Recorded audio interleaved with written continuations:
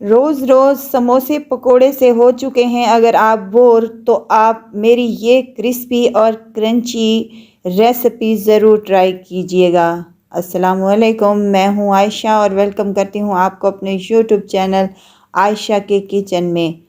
Chicken से बने ये स्नैक्स नहायत ही क्रिस्पी और क्रंची बनते हैं। एक पाव चिकन से प्लेट भरकर हमारे ये स्नैक्स बनकर रेडी हो जाते हैं और आपकी इफ्तारी को ये स्नैक्स चार चांद लगा देंगे और आपके बच्चे कहेंगे कि बार बार हमें ये बनाकर दें इंशाल्लाह। तो चलें और बनाना शुरू करते हैं। यहाँ पर मैंने 250 ग्राम चिकन ले लिया है। ये बोनलेस चिकन है जिसकी मैंने बोटियाँ करवा ली हैं तकरीबन 2-2 इंच की। तो ये एक बाउल में शामिल कर देंगे। इसको मैरिनेट करेंगे। हाफ़ चम्मच यहाँ पर मैंने अदरक लहसुन का पेस्ट लिया है और 2 बड़े चम्मच दही के लिए हैं।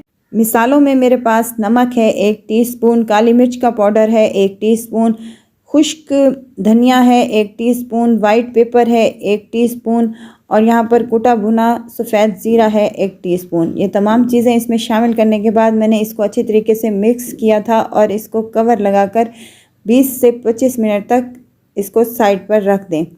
अब यहाँ पर इसको मज़ीद क्रिस्पी और क्रंची बनाने के लिए यहाँ पर मेरे पास मांदा पट्टियाँ हैं जो बाज़ार से इजीली मिल सकती हैं। अगर आप घर पर तैयार करना चाहते हैं तो इसकी रेसिपी भी मैं ऑलरेडी अपने चैनल पर अपलोड कर चुकी हूँ। अब तेज़ छुरी की मदद से इसकी बारीक बारीक सी स्ट्रिप्स काट लेनी है हमने।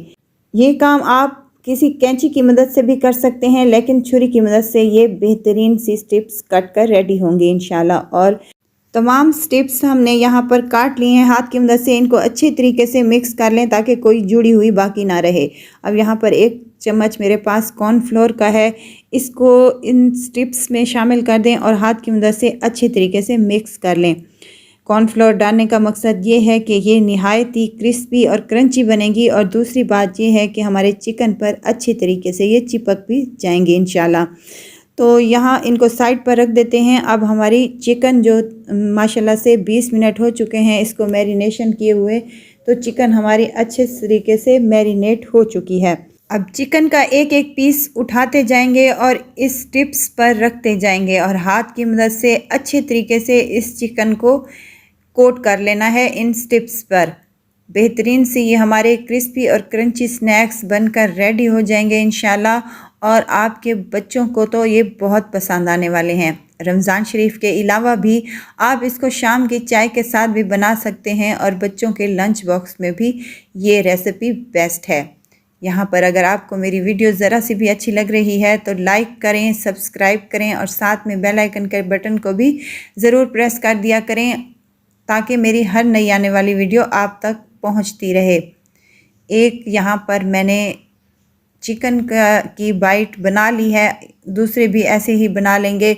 एक अच्छे तरीके से इसको कोट कर लेना है हाथ की मदद से अच्छे तरीके से दबाते हुए इस पर तमाम स्टेप्स कोट कर लेनी है। तमाम चिकन को हमने यहाँ पर ऐसे ही कोट कर लेना है। यहाँ अगर आप फ्रीज़ करना चाहते हैं तो आप इसको फ्रीज़ भी कर सकते हैं, किसी एयर टाइट कंटेनर में डालकर इनको आप फ्रीज़ कर सकती हैं।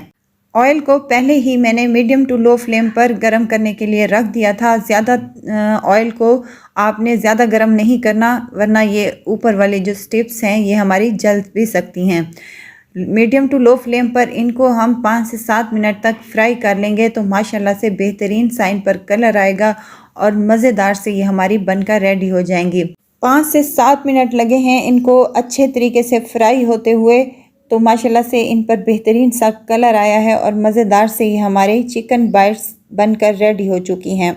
तमाम चिकन के पीसेस को हम यहाँ पर निकाल लेंगे। बहुत ही यमी और मज़े के लग रहे हैं। तो देखने में ये तो बहुत ही खूबसूरत हैं और खाने में उससे ज़्यादा टेस्टफुल हैं। इंशाल्लाह आपको मेरी ये रेसिपी ज़रूर पसंद आएगी। तो हरी चटनी के साथ इसको लें या केचप मायोनीज़ के साथ, जैसे आप पसंद करें उसी के साथ लें, बहुत ही डिलीशियस लगते हैं। तो ज़रूर ट्राई कीजिएगा और मुझे दुआओं में ज़रूर याद रखिएगा। खुश रहें, खुशियाँ बांटें। इजाज़त चाहती हूँ, फिर आऊँगी इंशाल्लाह नई और मज़ेदार सी चटपटी रेसिपी के साथ। आयशा को दीजिए इजाज़त। अपना बहुत सारा ख्याल रखिएगा और दुआओं में मुझे याद रखिएगा। अल्लाह हाफ़िज़।